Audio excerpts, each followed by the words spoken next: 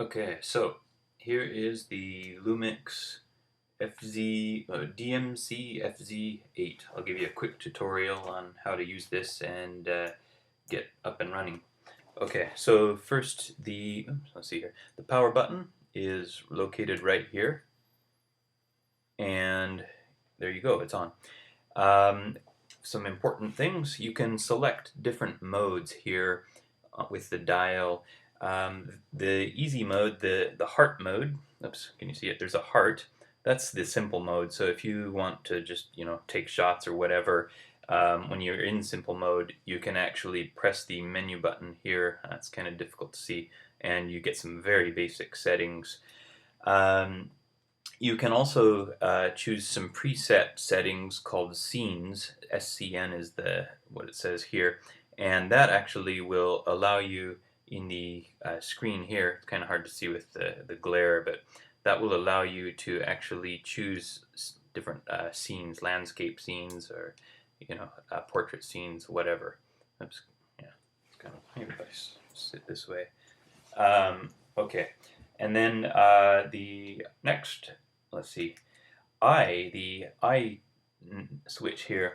Let's see if you can see. Oh, you can see that. The I is for intelligent ISO, so the camera will actually figure out, based on the light settings, what sort of ISO to use, and then obviously the shutter speed and f-stop it will do as well, but it's nice to have that intelligent ISO working.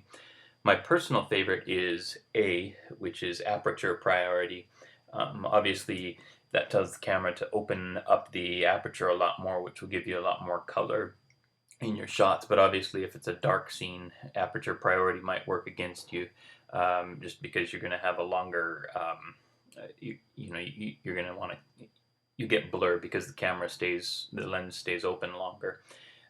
P is, let's see if I write P. P is program mode. I haven't used that, so I don't really know what that is. S is shutter priority. So if you're taking a sports shot and you don't want to select from the scene mode, which is where SCN is. You could choose a sports scene mode here. It's just not showing. It's too glary, but too much glare. Then there's the video mode. I think you're limited to 5-minute video segments on this camera. I can't remember, but it works. It works. I can't remember if the zoom needs to be, if you need to set your zoom before engaging the video when you record a video, because it seems like once you start the video, it locks in on whatever zoom length you have set. Which brings me to zoom. Here's your zoom switch here. Oops. You can see it's working there. This has got a 36mm to 432mm equivalent zoom length, so you really got a lot of firepower there. Another important or useful feature is the LCD display mode. Here you can have all sorts of information shown to you depending on your preferences. So my personal preference is the whatever you call it, the rule of thirds sort of thing here. So when I frame up my shot, I can stay within the thirds, but you can turn this on or off to your preference. There are a bunch of settings. Then on top here, there are some other useful, very easy to use buttons. This first one, let's turn it upside down. This one here is autofocus, autofocus macro, and manual focus. So when you press that button, let's see if we can, it will, let's see, actually, okay, there you go. So a little menu comes up, and you can use the arrow keys or the joystick to select your choice of focus mode. So see, I can autofocus macro, manual focus. I just keep it in autofocus for what I need. And then the other useful little button up here, let's see, is the hand vibration. What do they call it? Optical stabilization or something. But this is the one button that you'll want to try out for vibration reduction. So I'll press the button, and you'll see there actually, that's kind of hard to see here. Actually, let's put it in simple mode, and then actually, you know what? Simple mode's not going to let me do it. So let's put it in ISO priority. Okay. And here, it's kind of hard to see, but there are three options. There's off, there's mode 1, and mode 2. Kind of hard to see there, but anyway, mode 1 will let you stabilize the image while you're framing up the shot. Mode 2 will actually stabilize during the time that you take the shot, like when you actually press down the fire button. And here is your fire button right here to take a picture. So I would recommend mode 2 to start with, since obviously taking the shot is when you don't want the shaking of the camera to affect the quality of the image.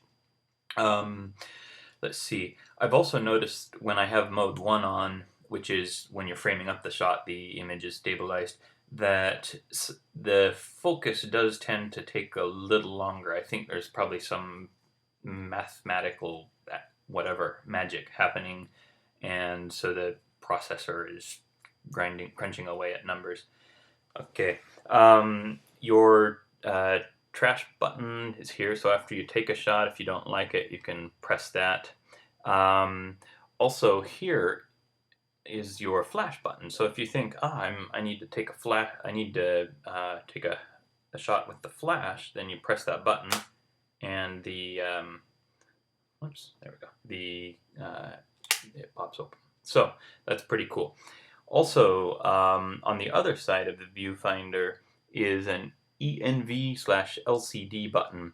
So I don't know what ENV stands for, but LCD is the screen. And if you prefer to use the eyepiece, you press this, and now you can look through the eyepiece to do your shooting instead of on the LCD.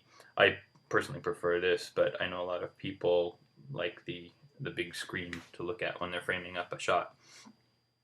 One other button is the print. There's a print button if you want to hook this up with hook it up with a printer and print. But I mean, I don't really, I don't know. I edit pictures on my computer anyway. Okay, so that is. Oh, and then also let's see here. Here's your battery case. It's got a little battery, and that's also where the LCD or the SD card goes. And also here is the battery charger, and you simply, let's see here, you simply put the battery in and then plug it into the wall. It's very lightweight, it charges quickly, compact. It's a great little unit. You will not be disappointed with its compactness and its lightness.